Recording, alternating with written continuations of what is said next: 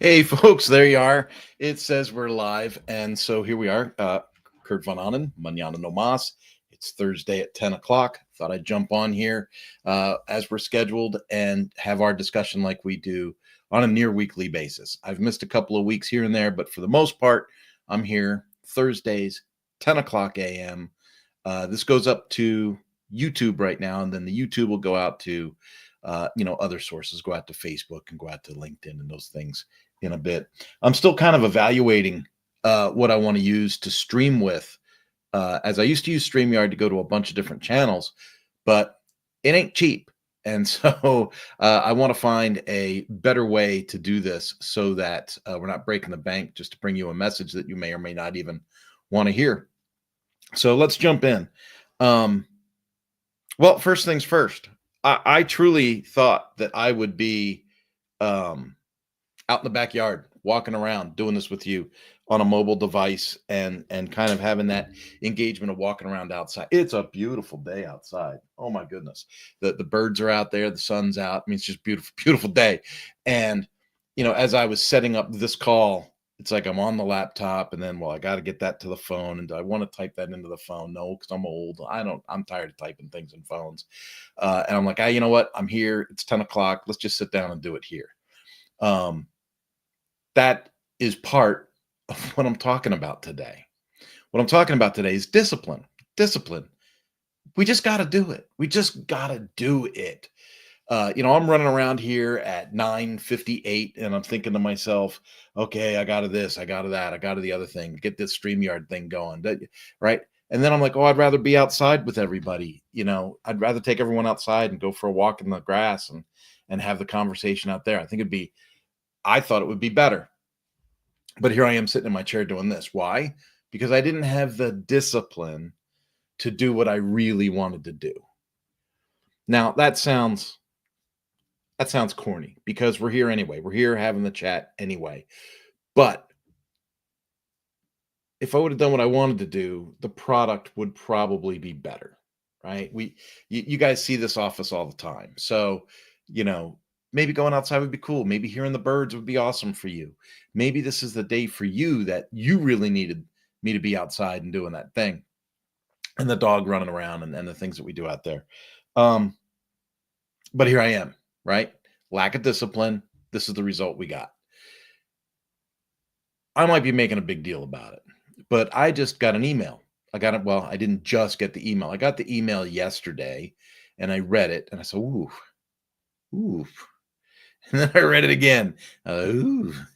And then I read it a third time. And today I responded to it. So I have a consulting client and they have processes in place for their business. They have my hair's looking all kinds of wickety wackety here today. They have processes. They have a lot of processes. Let's put this in a more clear concept. They have a bunch of processes in an outline that they think is a policy and procedure manual, but it's to the way that a lot of people communicate. It's a jumble. It is. It's a jumble of stuff. Some people like detail. Some people actually need the detail. But there's different ways to communicate different scenarios. So if you have a new manager start with you and you run a company and you go, okay, these are the main tasks that you need to execute on a daily basis. And then you hand them 4 pages of an outline with, each line of the outline is, you must this, you must that, you must. You're not going to get great results. You're not communicating, pardon me. You're not communicating in a way that most people are receptive to. You're communicating in a way that you're receptive to, but you're not communicating in a way that most people are receptive to. And so, yeah, you want to give them that hand holding, that walking, that whole John Maxwell, show it to them, do it with them, and then have them do it, right? So you want to walk them through some processes. And you probably want to have a process map, which is completely different than a detailed process outline. So a process map is just generalities, right? Like greet customers, write repair orders, dispatch to technicians, get the estimate, sell the estimate, get the parts, install the parts, finish the job, invoice the job, call the customer, deliver the unit. Like that would be a process map. Simple, easy peasy, right?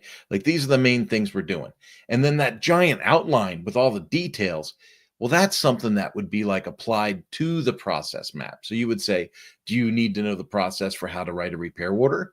Here's the training for that. Do you need to know how to greet a customer the way we do it at this dealership? Here's the process for that. Do you need to know how to invoice a customer? Here's the process for that. Right. So that's where like a policy and procedure manual would come in. That's where you would drill things down.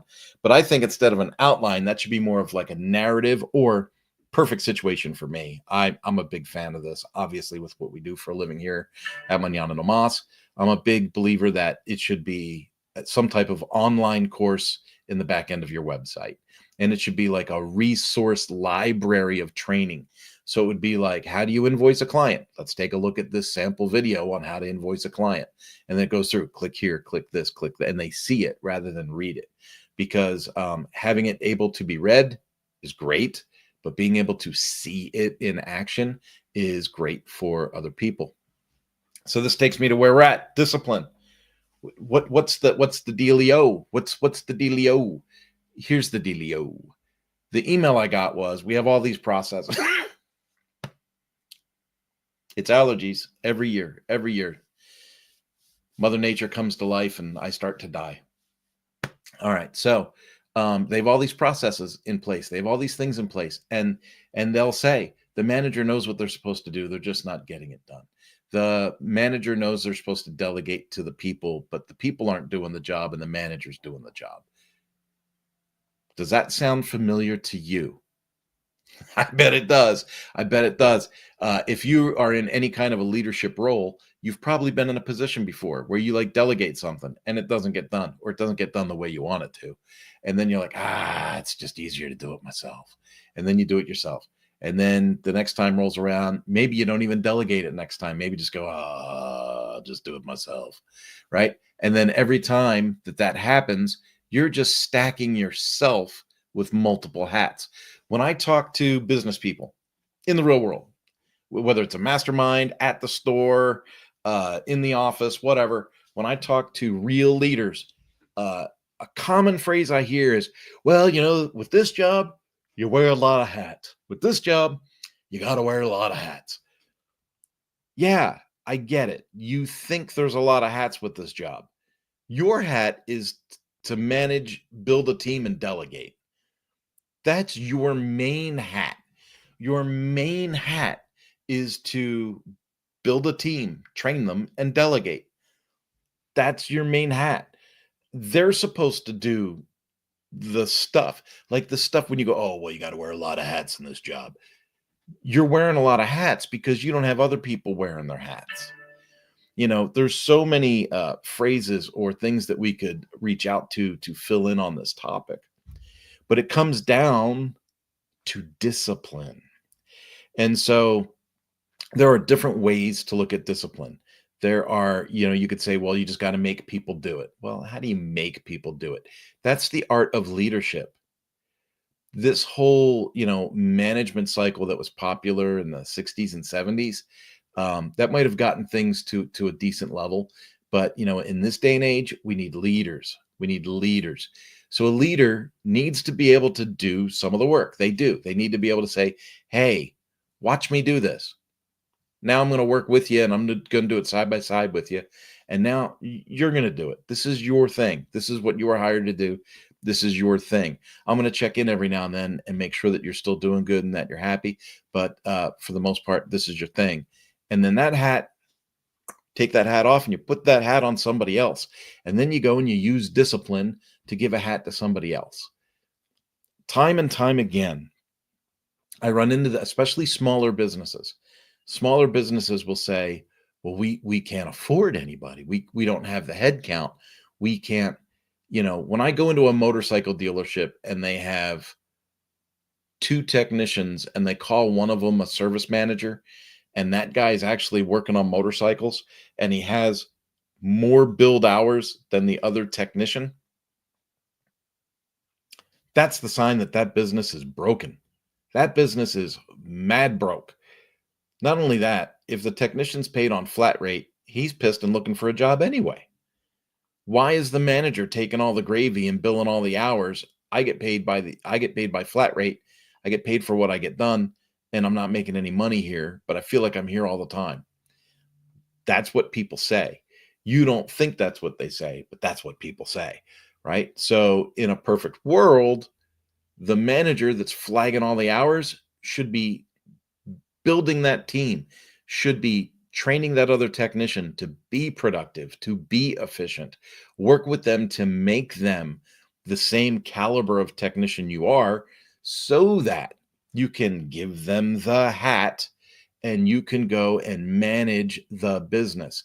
Now, when they start to produce better, what happens? You open up the ability to bring in another entry level technician. It's almost like swapping positions. Like if you're the manager and you're producing most of the work, you're broken. You're broken already. It's like if I go to a warehouse business, if I walk into a warehouse business and someone says, I'm the shop foreman, and the shop foreman is packing up 800 boxes a day, and the kids on staff, and they're not all kids, but I say it like that, but the kids on staff are packing up 125, 200 boxes a day, something's wrong. Something is grossly wrong. The kid should be packing up, and it's normal, completely normal, for a worker to be able to do maybe 80% of what the manager does. It has a lot to do with everything. Time and service, commitment, attitude, all those things come into play. But if you can delegate something and get someone else to do something at 80% of your effectiveness, you are much better to delegate that thing. So let's say they don't do 800 boxes a day, they do 600 boxes a day. Get them to where they do 600 boxes a day. If all those kids are doing 600 boxes a day, as the manager, you don't have to do 800 boxes a day anymore. In fact, you maybe should be doing 50 to 100 boxes a day just for that camaraderie, working with the team, showing them you don't mind getting your hands dirty. But then you should be absolutely working on managing the business. What equipment do you need? What supplies are you running short on? How are you working with the sales team up front to make sure that you're being most efficient in getting their customers handled through the warehouse and making things happen? I see this all the time. I go into a business and the owner or the general manager or the sales manager or whatever has some kind of frustration with somebody in the back, whether it's in the warehouse, whether it is the service department at a car dealership, at a motorcycle dealership, at a boat marina, at something. And they'll say, I'm so frustrated with this guy. I can't get anything done through them. The department's useless to me. If we could exist without that department, I would prefer to just do it that way. Like you'll hear that all the time. And then as the consultant, I go back to deal with that person that is supposedly ineffective. They're the person that the whole world's falling apart because they suck. And then when I meet them, who do I meet? I meet somebody working harder than anyone else in the business. That's who I meet. I meet the one that says, well, it takes a lot of hats to do this job. Yeah, because you're not doing the job. That's the problem. You're doing everyone else's job. I understand that it's okay to help. I understand that it's okay to train, to assist. But here's the thing. Roles are very, very important. Roles and understanding your primary objective is very, very important. And this comes down to discipline. If you are firm in what your role is and you understand the core function of your role and you make that your priority, and then everything else is not a priority, you're able to do your job much, much, much better, right? So go back to the thing where I was saying you're a warehouse manager and you've got a sales team that's selling widgets or whatever, but the sales team's up front selling the product. You're in the back running the warehouse. You were doing 800 boxes a day. The people on your staff are doing 100, 125 boxes a day, and you're getting backed up and you're running overtime and your labor doesn't match your output and all this stuff. Okay. So what do you do? What do you do? Well, what's your role? Your role is you're the leader. You're supposed to build the team. You're supposed to build the team. So get your team together and say, hey, I've been trying to be a good example. I've been trying to do some of the heavy lifting around here. But currently looking at the numbers, I'm packing 800 boxes a day. And we've got a bunch of other able-bodied people here in the warehouse that are currently averaging 100 to 125 boxes a day.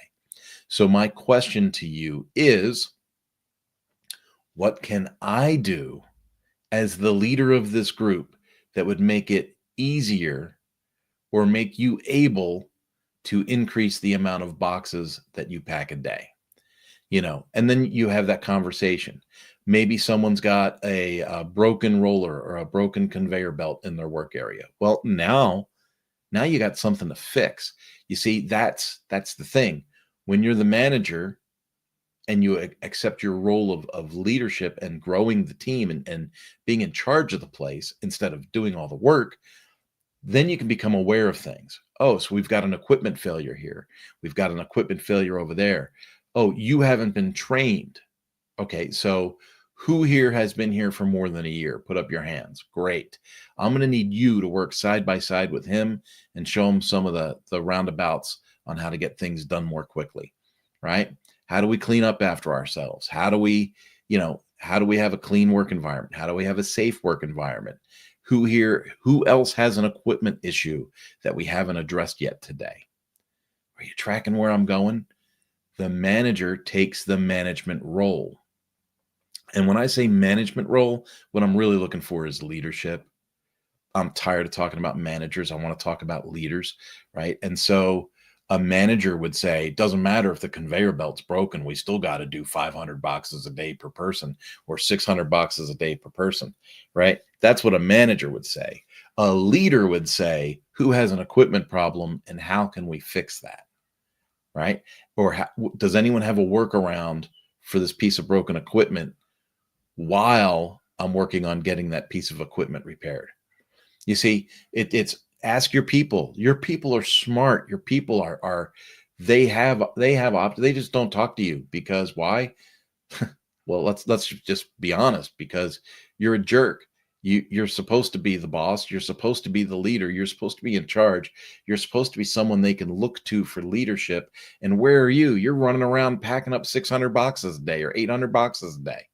So, and it just makes them feel even more inadequate. Okay. So discipline, we've got to do it. We've got to hold people accountable. And then let's just face facts. Sometimes you can work with people, train people, build that team. And there's going to be people on the team that don't need to be on the team. Maybe you replace some people, but that's your role. Your role is to build the team and then execute, delegate, right? So discipline, you got to have it. So then in my email message to this other business owner, they had processes. They had the things that we were talking about. But then they said, but we just don't follow them. So we have all these processes and then we don't follow them. And then we seem to be on the cycle where we always get frustrated that things aren't going the way they should be going. But we know that it's because we have these processes and we choose not to follow them. It was a very interesting way to write the email, right? And they were like, so what have you got for that? Well, what have I got for that? You just got to follow your processes. It comes back to communication and discipline. Communication, discipline. If you're running a team of people and you have processes and you're mad at yourself because you can't seem to follow the process, and it always seems to be a downward spiral that goes back to where it was, and then you kind of almost blame your people for it, you can't really do that. You see, discipline takes communication. So that means there needs to be some kind of accountability. So you have discipline with yourself. There's self-discipline. We've all heard that term, but there's discipline and accountability with your team. And so, hey, this is our process. This is what we do. This is why we do it. I need you to execute on this. I'm going to execute on my end. We'll hold each other accountable, but I'm still the leader, right? And so you work with that and you communicate with that. And then it takes focus, it takes discipline. So the next day you gather some people up and you say, hey, today's the first day that we really tried to implement some of these changes. Was everybody able to follow the process, or honestly, did you just kind of fall off a little bit today? Okay, what caused you to fall off the process? What can we do to do a better job of maintaining this process? And then, let's talk about it again tomorrow or the next day. And then you got to have these follow-ups. You got to have these touch points. You got to, and here's one. Here's one. If everybody keeps falling off the process, what is broken in the process? A lot of times we write stuff up and we go, well, this is our process for this, and this is our process for that, and then we struggle to maintain that process. And a lot of times we try to force ourselves to follow the process instead of being open to the idea that the process is broken. The process is junk.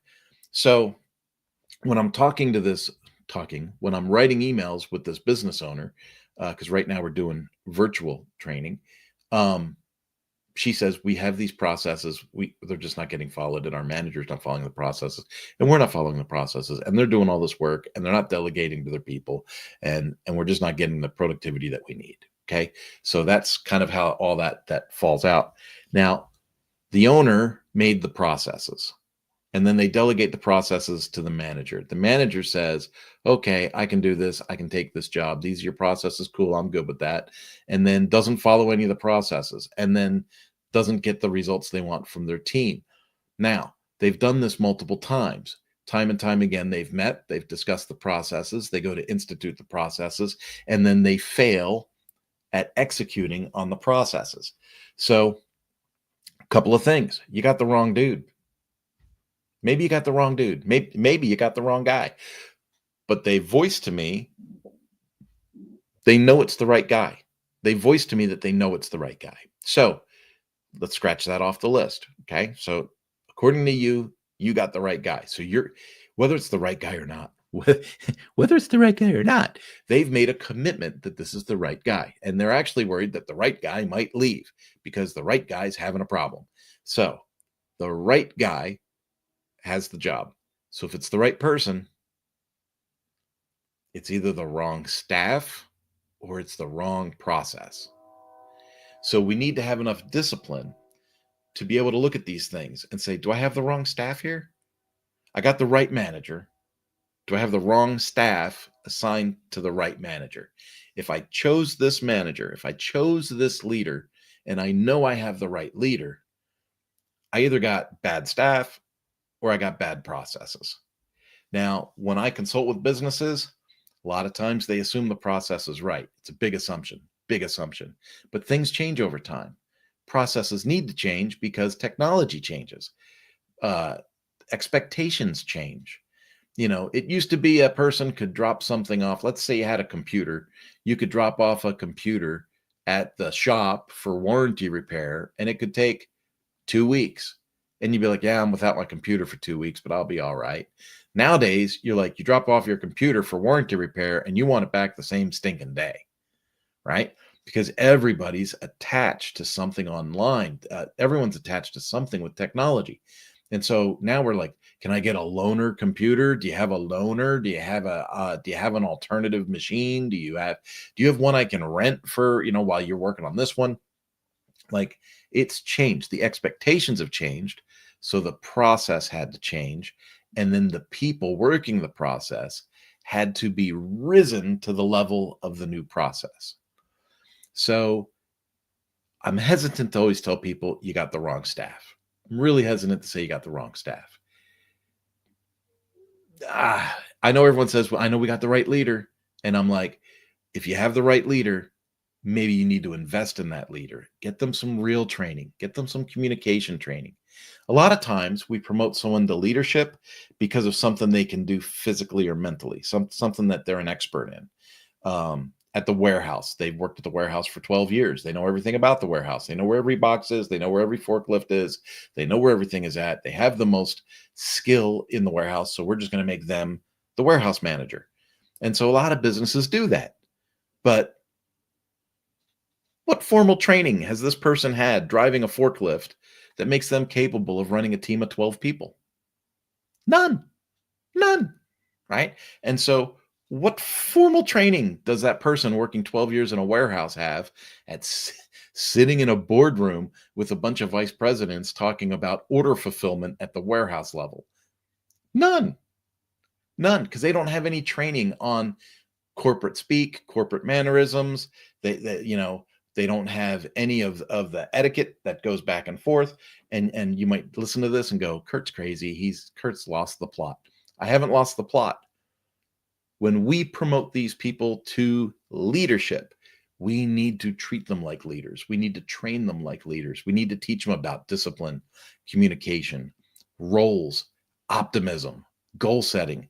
We need to teach them these things because I'm going to tell you, folks, driving a forklift around for 12 years, ain't nobody telling you about that.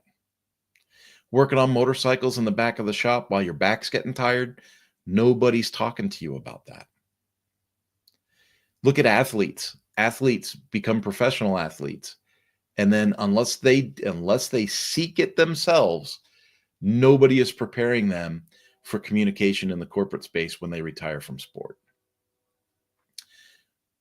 If you run a company and you say, I know I have the right leader and we have processes, but the processes aren't getting followed, you gotta start looking at all the cogs in the wheels. You gotta start looking at everything. And you gotta say, hey, I believe we have the right leader, but maybe we need to give that leader a little training. Maybe we need to give them a boost. Maybe we need to get them some better communication. And then when it comes to the staff, we need to give them a lift. Do they need equipment? Do they need more training? Do they need better communication? Do they need to see the light at the end of the tunnel and know what we're even doing all this for? A lot of times, people on the ground level, they don't even know what the purposes are. They don't even know what the purpose is. Yeah, you sell some widget. I chuck it in a box that goes on a truck. I go home, I drink beer. Like that's for a lot of people, that is their day. But imagine if that widget that goes in the box was some kind of life-saving thing or some kind of cool thing that SpaceX used to go into space or helped disabled kids ride mountain bikes in alpine mountain areas. Like, I don't know, pick something, but share the cause, share the passion with everybody. And so people feel like they have a purpose in what they're doing. You're raising the tide of the staff.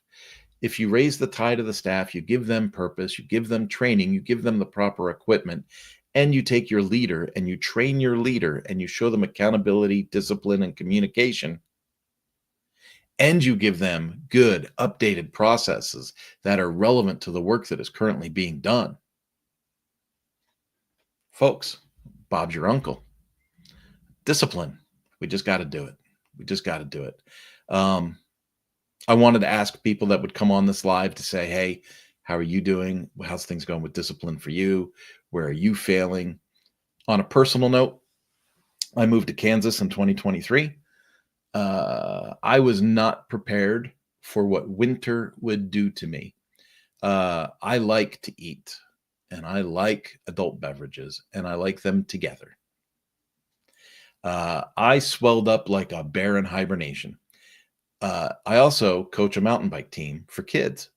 So this year, the weather breaks. The weather kind of broke. I mean, we were practicing. There was still snow on the ground. But I got back on the mountain bike. Folks, I had gained a whole lot more weight than I thought I did. You know, when you gain weight slowly, like when it's you and you see yourself every day, you don't recognize it. So I didn't recognize just how stinking large I had gotten. And I'd been going to the gym for the winter, but I was bulking up on top of the fat.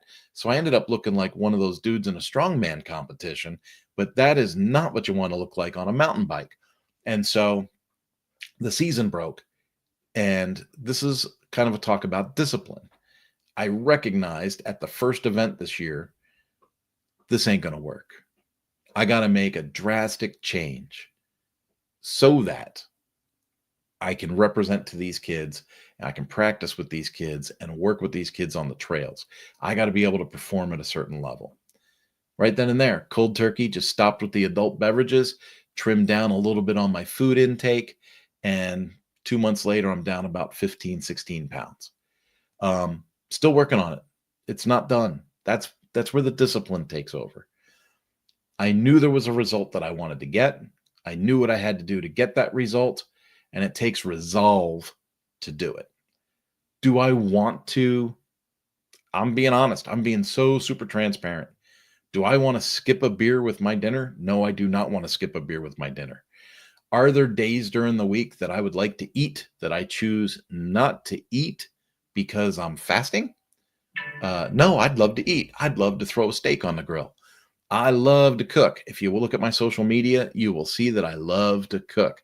I also love to cook with a cold beverage in my hand. But for the last 2 months, that has not really been the case. When I get to where I want to go, when I get to where I want to be, I will resume my activities. Okay. But I have a certain fitness goal I'm trying to get to, and it's taking discipline to get there. Discipline and communication. The kids on my team know what I'm doing. The other coaches on my team know what I'm doing. And I'm getting support and edification from teammates and coaches to continue the good work. That's important. Discipline, communication, sharing the vision, and celebrating the results. It all comes together, folks. So I go back to it again. I'll say it one last time, and I'll click the button to end. Discipline. We just got to do it. Have a good one. I'll see you next week.